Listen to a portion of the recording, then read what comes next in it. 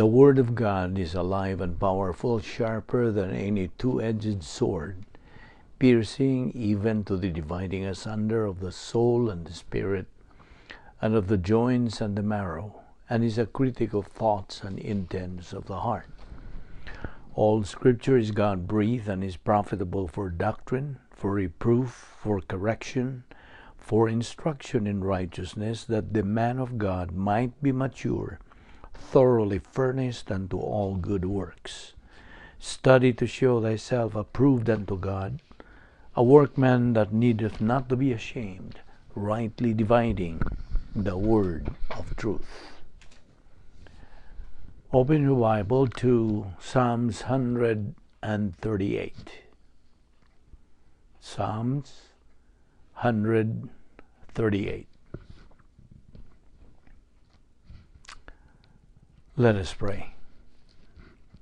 We thank you, Heavenly Father, for the privilege of this assembly worship today. We thank you for the very principle of thanksgiving, the mental attitude which comes from knowing the Lord, which comes from understanding Bible doctrine, and therefore in having appreciation on who and what you are and what thou hast planned. And so, Father, today, may the things that we examine from the Word, may the words of our mouths and the meditation of our hearts be acceptable in thy sight, for we ask it in the name of Jesus Christ, our Lord and Savior. Amen. Open your Bible again to Psalms 138. We're going to take up the basis of praise and thanksgiving. First of all,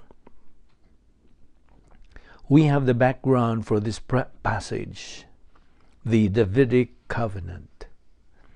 I assume that you're familiar with the provisions of the Davidic covenant as stated in 2 Samuel chapter 7 and in Psalms 89.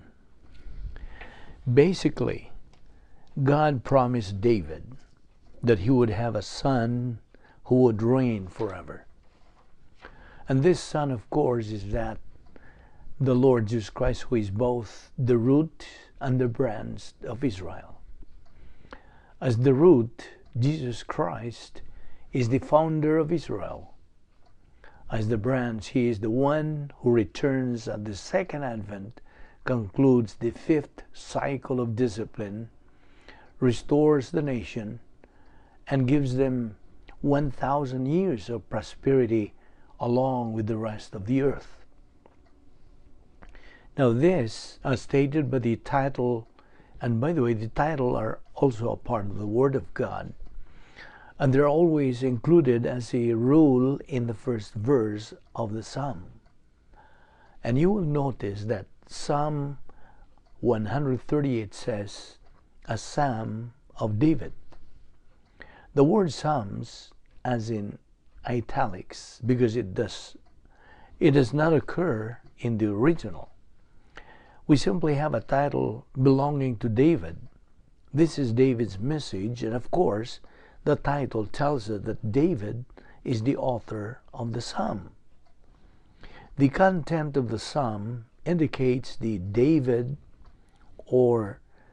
is responding to the covenant which has been declared to him. He recognizes the principle of the promises of God. Some of God's promises he has experienced immediately in tremendous deliverance.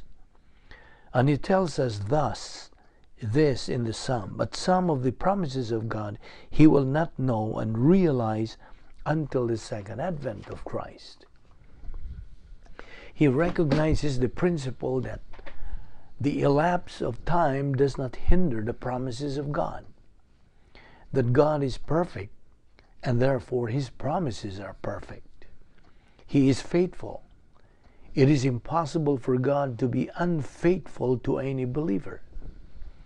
These little things that he recognizes in the content of the psalm. Now actually, basically the psalm deals with the subject of grace. David is responding to grace. And basically, this is what thanksgiving and praise really is. It is the believer's response to the grace of God. Praise or thanksgiving is a mental attitude. It is the mental attitude of the believer who is oriented to grace and who is responding to it. And in this context, there are 7 facets of the grace of God which form the basis of David's praise and thanksgiving. They start in verse 2. The first one is the importance of the Word or Bible doctrine. This is verse 2. The second is the power of prayer, verse 3. The third is the anticipation of the glorious future, verse 4. David knows that he has a wonderful future, as every believer should know. The fourth is the faithfulness of the Lord, verse 5. The fifth is the grace of the Lord, verse 6. The sixth is the believer's deliverance from pressure, adversity, tragedy in time, verse 7. And the final and the seventh basis for his thanksgiving, a response to grace, is the ultimate and the inevitable success of the plan of God, verse 8. Now this actually forms the structure for the psalm, along with verse 1, where we have the declaration of David's praise. In verse 1, David declares the fact that he is thankful and that he does have the basis for his praise. And then, in the rest of the psalm, he gives us the reasons for it. Again, the importance of the Word or doctrine, verse 2. Secondly, the power of prayer. Thirdly, the anticipation of his glorious future, verse 4. Fourth, the faithfulness of the Lord, verse 5.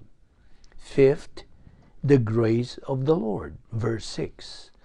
Sixth, the believer's deliverance from pressure, verse 7. And finally, the ultimate and the inevitable success of the plan of God, verse 8. We begin now in Psalm 138, verse 1, or we have the basis of this praise. He says, I will praise thee with my whole heart. The word for praise actually is much stronger than that in the Hebrew. The Hebrew word actually is yada. That's J-A-D-A-H. Yada. Now yada means praise, but it means a lot more than praise. It means thanksgiving, and it means to celebrate something because you know about it. For example, if you knew that the Cavs or the Warriors were going to win, and you knew it now, you could go out now and celebrate because you would know it. See? Right now, it may just be a wishful thinking, but it could be a reality by the end of the day. And then, of course, there will be a celebration. Yada. This means more than just praise. You know, you think of praise like you keep a straight face and you sort of sing a little bit. We praise these and so on. It's not that sort of thing at all. It really means to celebrate something you know about, to celebrate a victory, to celebrate something that's worth celebrating. And so actually what David says in 7, we're going to have a celebration. Now that's true thanksgiving. You see, this word means to praise, that means to give thanks, and that means to what? To celebrate. So actually it is a mental attitude in which the benefits of grace are realized and acknowledged. I repeat, yada means a mental attitude in which the benefits of grace are realized and acknowledged. Now these, God the Father, because God the Father is the author of the plan for Homo sapiens, the plan is divided into three parts. Most of you are familiar now with this plan. It begins with phase 1, salvation. Jesus Christ took our place for our sins in His own body on the tree. And whosoever believeth in Him shall not perish, but have everlasting life. Phase 2 is the believer in time. Phase 3 is the believer in eternity. And David is thankful that he understands this plan. He received the benefits at the point of salvation. He has been blessed in a fantastic way in phase 2. He anticipates the wonderful blessings of phase 3. And one day he sits down to think about the plan of God after he has heard the Davidic covenant, and he just simply has a celebration. He knows God. He understands God on the basis of Bible doctrine. And because he does, he has this celebration. And basically, this is what our thanksgiving is. But it should be a daily thanksgiving, not simply once a year. So he says, I will celebrate in thanksgiving to thee with my whole heart. The whole heart actually refers to the soul. And what David is actually saying is this: inside of his human spirit, he now has Bible doctrine. And because he has Bible doctrine, this doctrine is transferred into the facets of his soul. His self-consciousness receives doctrine. And there is no longer any place for self-pity. There is no longer any place for pride. But he is oriented to the grace of God and the plan of God, resulting in occupation with the person of Christ. Bible doctrine goes into the mentality of his soul, resulting in the divine viewpoint of life, a relaxed mental attitude, a freedom from the mental attitude sins. Bible doctrine goes into the volition of his soul so that his decisions are compatible with the will of God. Bible doctrine goes into the emotion of his soul so that he has the appreciation of God. Bible doctrine goes into the conscience of his soul so that he operates on divine norms and standards, and Bible doctrine frustrates the activities of the old sin nature, frustrates the lust pattern, which is often the motivator, power lust, approbation lust, materialism lust, and so on. Frustrates the sinfulness, frustrates the production of human good, frustrates everything which is incompatible with the plan of God. Now this is what it's meant throughout the psalm. The phrase, my whole heart, simply means that every facet of the soul has received the shot of Bible doctrine, apropos to the situation at the moment, and therefore the human soul of the believer operates on all systems go. Now, he says, with my whole heart, which means the whole soul. He also indicates that this is done before or literally in the presence of.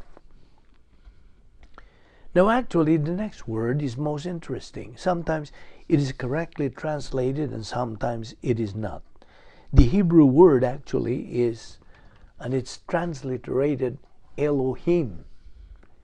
It is generally correctly translated in the King James Version by a capital G, small o, and small d. Elohim actually refers to the essence of God. The I am is plural. When Satan was speaking to the woman, he did not say, ye shall be as gods. He said, ye shall be like God.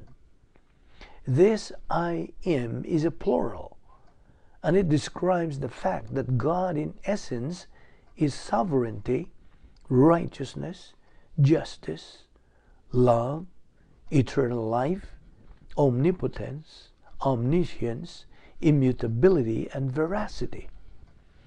And that three persons actually have these identical characteristics. So that Elohim emphasizes the essence of God. The essence of God emphasizes the perfection of God. God is perfect. Therefore, His plan is perfect. If His plan is perfect, it must be grace. God must do the work. If man can, at any point, do something in the plan of God, then the plan is no stronger than its weakest link. The plan is no stronger than man. The plan is therefore nothing better than any human plan which is here today and gone tomorrow. But this is not true. And when he says he will do this in the presence of Elohim, he is simply saying that he recognizes the existence of the three members of the Godhead, and that they all have the same essence, and this essence is perfect. And because of the perfection of the character of God, he can only come up with a perfect plan. And David recognizes in his thanksgiving and his praise that he is the beneficiary of this fantastic plan, and that he neither earns it nor deserves it. He has no illusions about himself. He is not blessed in the plan of God because he is good. He is blessed in the plan of God because of the character of God. And so, he basically then is oriented to grace, which is absolutely necessary for true thanksgiving. Many believers simply have gratitude instead of thanksgiving, you see. And gratitude is simply counting your blessings without realizing their source. Gratitude is simply, well, I have my health, I have made some money, I have a nice social life, I have some enjoyable pleasures, I have this, I have that. Thank you, God. Thank you, God. Thank you, God. In other words, sort of a general thing, well, behind it all, there must be a God, and so on. That's gratitude. But listen, thanksgiving is much deeper than gratitude, because thanksgiving really goes back to the person. It doesn't really look at the things which are received and recognizes them in passing. Some of them are difficult things, and some are pleasant things. But basically, behind it all is a person. Three persons, three perfect persons. One of them is the first person of the Trinity. He is God the Father. And billions and billions and billions of years ago, God the Father knew that He would exist, knew that we would accept Christ as our Savior, and He made a perfect plan for our lives. He made a plan which starts at the cross.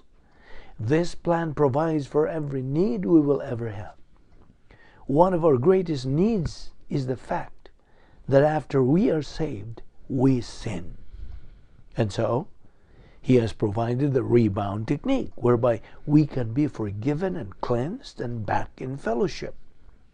He has provided for every sin, every suffering, every disaster, every catastrophe. And as a matter of fact, every success we will ever have in this life. And so, basically, thanksgiving doesn't mean to sit down and count your blessings one by one like the counting of sheep, but really it means to recognize the source of all things in your life. It means to recognize who and what God is. It means to orient to the grace of God. And that's why David says literally, in the presence of God, I will sing praises. Now, the word to sing praises doesn't mean simply to sing, but actually it means singing which is accompanied by a musical instrument. And actually, David regarded any worship service, and of course with the use of musical instruments, any worship service where there were instruments and where there were singing, he doesn't regard this as you often do as a chore or as a duty or some like a good luck charm for the next week. I'll go to church now, so I'll have good luck in business, good luck in social life, good luck in whatever it is. He didn't regard this that way. He regarded every worship service as a celebration, as a party in honor of God. And therefore, his attitude toward worship is much different from what we often see in the faces of those who, I couldn't say fellow sufferer, but obviously they are suffering, because obviously this is a chore and a sort of a way of getting along in life, and it's the thing to do. It keeps the guilt complex down and means good luck for this and that. And so obviously a worship service becomes a very tragic thing, a very solemn thing, and there is no such thing as a solemn thing here. Many of the doctrines of the Word of God are serious, but they produce this tremendous inner happiness and this inner peace. So, true thanksgiving is really the principle of recognizing who and what the Lord is.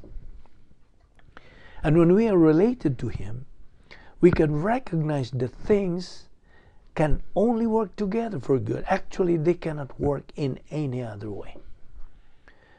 So that's why he says, I will sing praises, which really means I will celebrate with lots of beautiful music and lots of singing.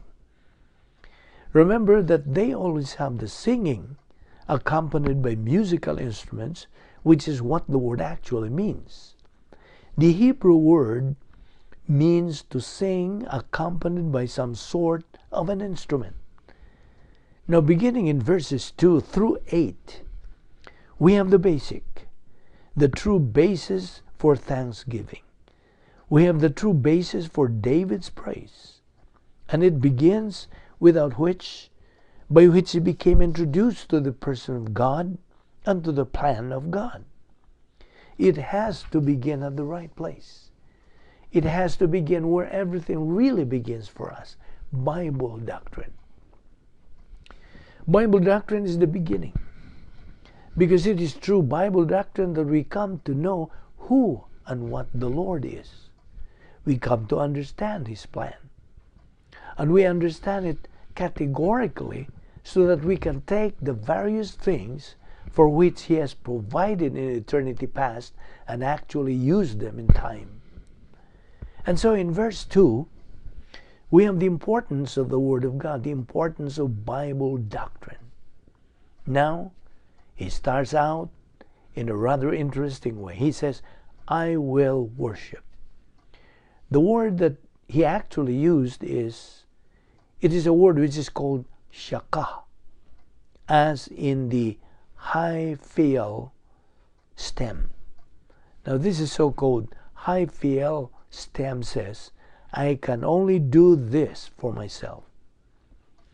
The word for worship here actually means to pay homage to someone. Originally, it was used to prostrate yourself before a king, but eventually it came to pay homage to someone, to be occupied with them, and actually it doesn't mean that worship in the true sense, that means to adore someone. Now, adoration includes a lot more than love. Adoration is something which is fantastic. You see, you can have love in the human race without respect, but adoration is love plus respect. And so David has not only love for the Lord, but he has respect for the Lord. He has this most fantastic respect for the Lord because he knows Bible doctrine. He has the most fantastic love for the Lord because Bible doctrine gave him the capacity for not only love for the Lord, but love for people. And so, he has a fantastic capacity. He has a fantastic perspective, and that is the high-fiel, which means he can only do it for himself. He cannot do it for someone else. Everyone has to do it for themselves. And David is saying, this is personal with me. He's not talking now about a collective type service, but he's talking about his personal appreciation for the Lord, which may be in a group with other people, by which it may also be very personal when he is back himself. Now you will also notice the problem that exists immediately, because it says he will do this toward the holy temple. The holy temple is really the Bible doctrine in his mind. There was no temple on the earth at this time. It is his son Solomon who will construct the first temple. So we have to notice a few things about the temple. Okay? First of all, the temple was not constructed, and this word actually means temple and not tabernacle. This is a permanent, actually the word means a permanent type building. Now I want to avoid the word temple for just a moment. The word actually means a permanent type building in contrast to a temporary building. The tabernacle simply means a large tent. And this is not the word for tabernacle, but this is a permanent building. Now the permanent building in his life is actually Bible doctrine. The temple itself, the literal temple, has not been constructed yet. But when it will be constructed, it will follow a similar pattern to the tabernacle, and both the temple and the tabernacle together represent a basic system of doctrine which the Jews possess, the doctrine of soteriology and the doctrine of Christology. And so, the two together form the basic system of doctrine. And the worship here then, which is really adoration, is based upon his Bible doctrine. So the direction for worship and adoration and appreciation of the Lord is actually all of this doctrine, which now resides in his frontal lobe. Now David himself was aware of the temple in heaven. He knew that there was a temple in heaven, and this temple was Bible doctrine. And this obvious from starting passages like 1 Samuel 22:7, Psalm 18:6, Psalm 27:4. To David, the temple of God was Bible doctrine. And this is brought out by Psalm 27:4, by Psalm 29:9, by Psalm 48:9. These passages actually indicate that he understood there would be a temple. He himself wanted to build it. He was not permitted to do so because this would simply be a representation of doctrine. Every item of furniture in the temple, every item of furniture in the tabernacle, the modus operandi of the priesthood in the tabernacle, later on in the temple, all of this is a complete Christology as well as to soteriology. And he understood this. But he also, while he desired to build a literal temple, he was not to have this privilege. It was the temple in heaven where the doctrine, as it were, stored, where the doctrine is constructed. This is the thing he had in mind when he says, toward your holy temple.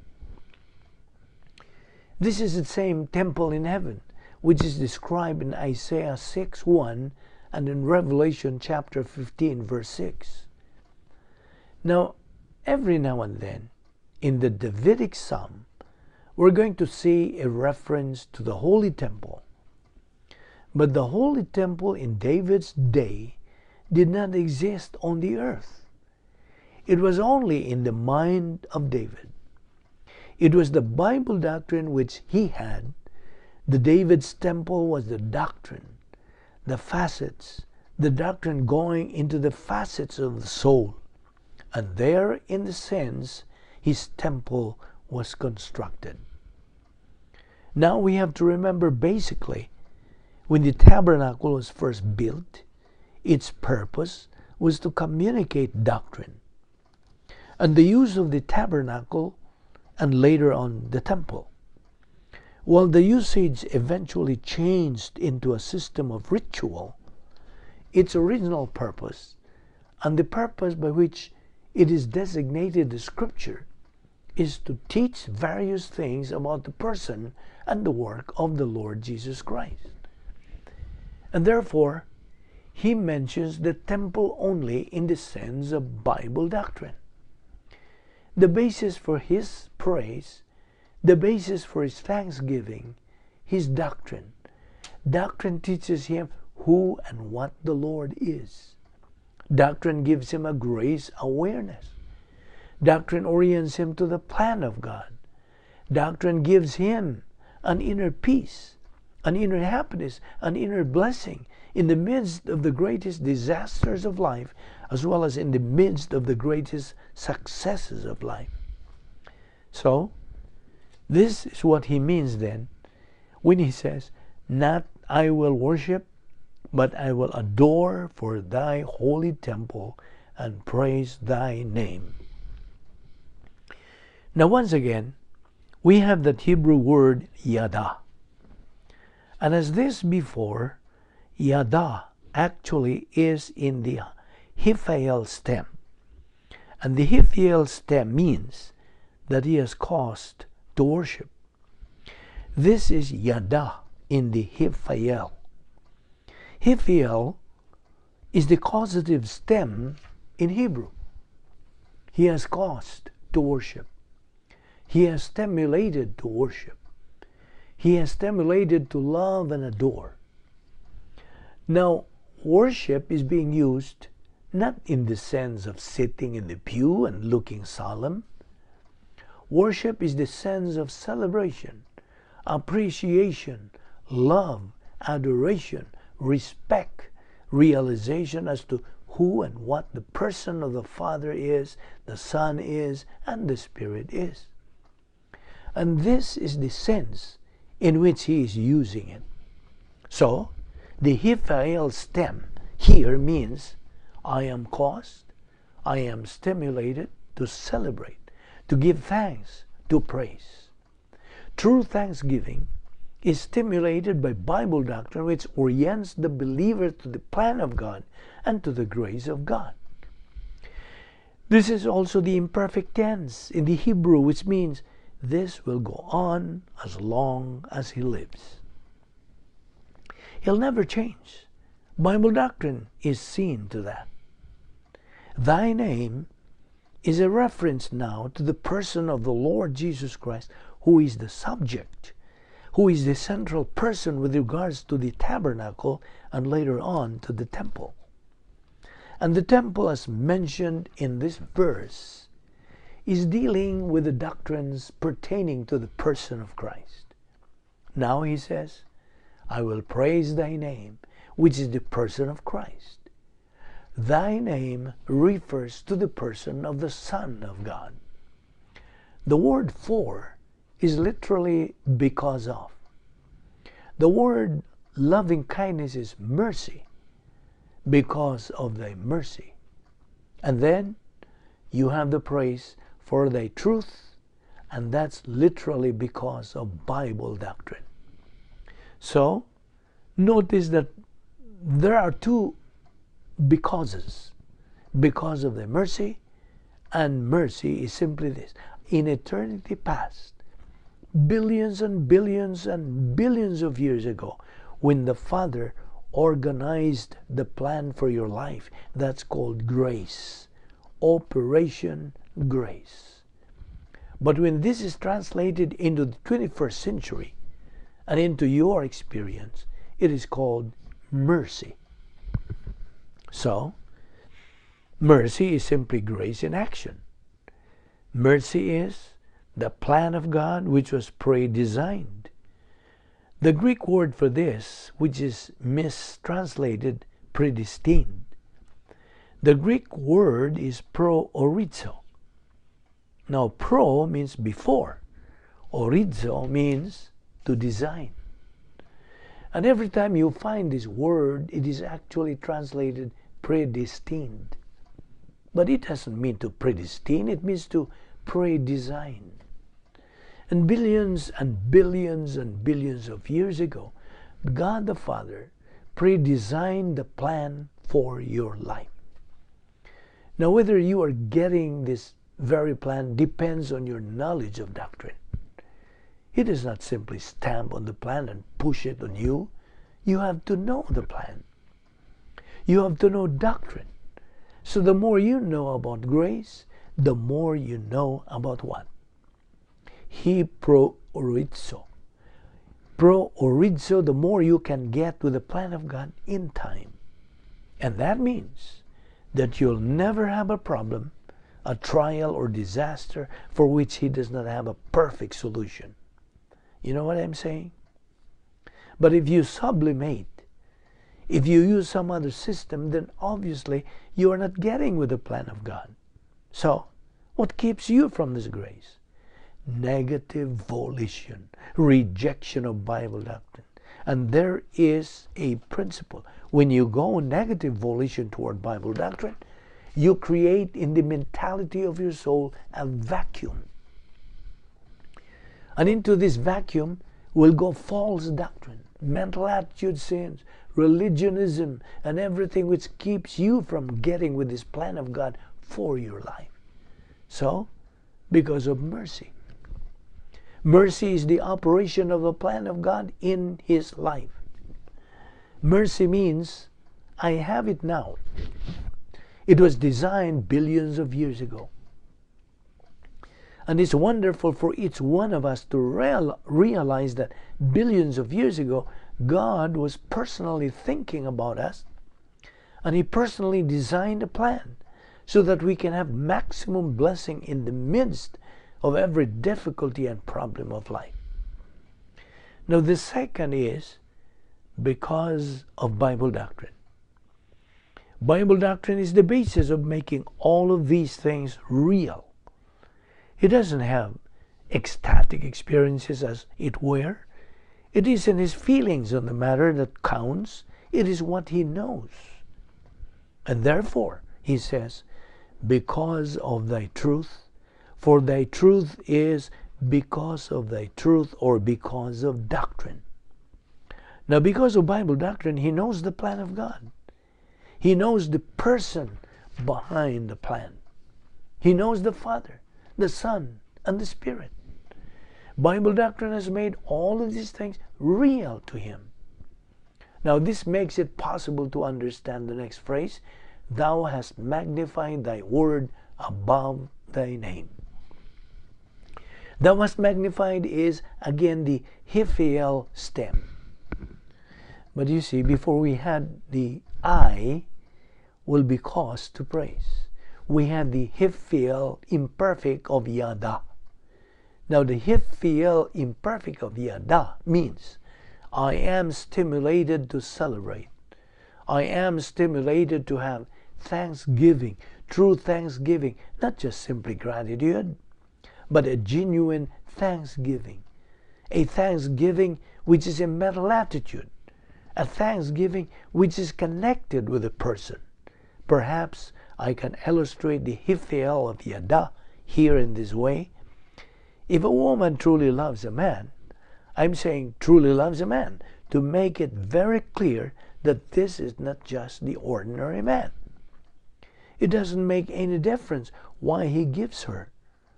He may give her a lot of things, or he may give her nothing. The point is, she is occupied with the man, not the things that he can give her. She is not stimulated by the gifts.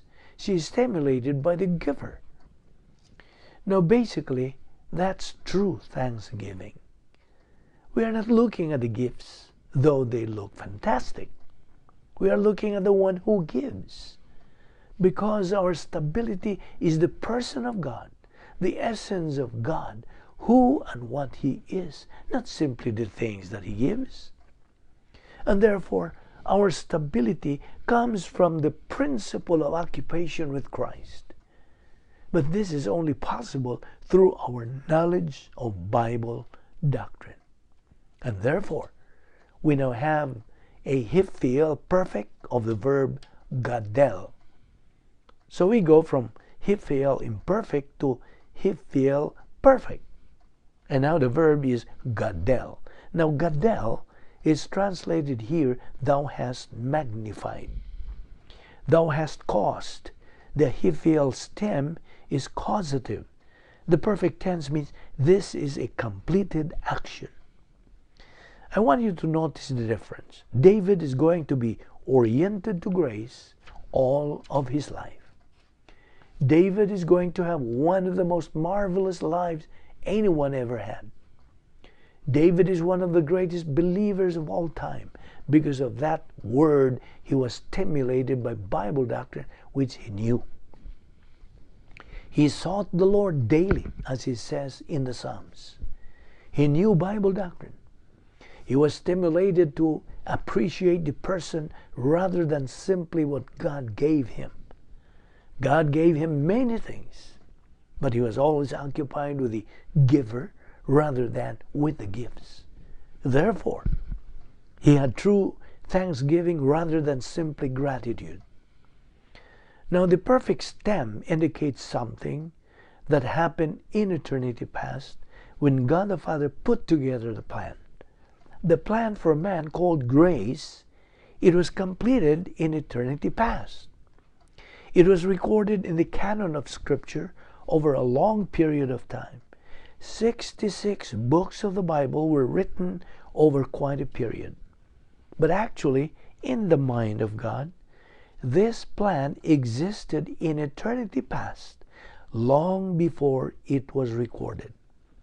It is recorded for us simply to make it possible for us to understand it, to assimilate it, and to learn it, to develop a system of perception with regard to it. But the perfect stem indicates that this happened in eternity past. In eternity past, the canon of Scripture was designed. In time, the canon of Scripture was written. But billions and billions and billions of years ago, the Bible which you hold in your lap was designed. That's the perfect tense. And because it was designed, and because it is actually said in 1 Corinthians 2:16 to be the mind of Christ, therefore, he has magnified his word above his name. Now, what does that really mean to us? Does that mean that the Bible is greater than the person of God? No. It doesn't mean that at all. In eternity past, the persons of the Godhead existed. And the persons of the Godhead were all involved in the plan called grace. The revelation of this plan to man in time is found in the written word.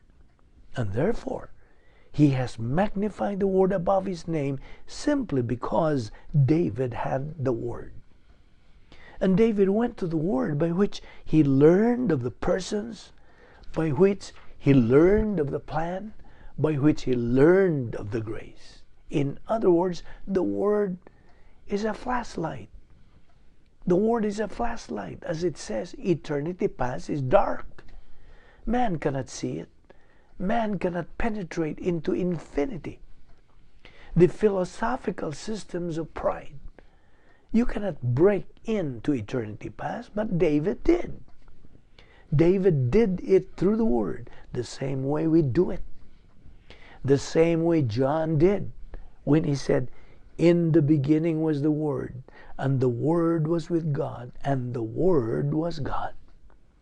The Word of God actually flashes a light on the persons of the Godhead, the plan of the Godhead, the grace of the Godhead. And therefore, the Word is of supreme importance to David because he would not know anything about God apart from the Word. The same is true of us. In this sense, thou hast magnified thy word above thy name. Doctrine is actually the thinking of Christ, the mind of Christ. Doctrine is said to be the voice of the Holy Spirit. Doctrine is said to be God, the Holy Spirit, so directing the minds of men and so directing their thoughts. So thou hast magnified thy word above thy name, that we have absolutely no true, accurate understanding of God, of His plan, or of His grace, apart from Bible doctrine. Bible doctrine is the first basis for true thanksgiving, for true praise, for the celebration. The second is the power of prayer, and this is found in verse 3. Psalm 138, verse 3, "In the day when I cried, thou answerest me." Now, in the day is a reference to times when David was under pressure. It's more than one day. But if there were any 2 days, we can have in mind, one would be the 1 Samuel incident where David brought his battalion back to the camp and there discovered that everyone had been taken away. The Amalekites had come and stolen away the families, the women, the children, and taken all of the materialistic things. And this is recorded in 1 Samuel verse 30. Let us pray. The scripture declares God in this manner loved the world, that He gave His only born Son, that anyone believing in Him may not perish, but have everlasting life. For God sent not His Son into the world to condemn the world, but that the world through Him might be saved.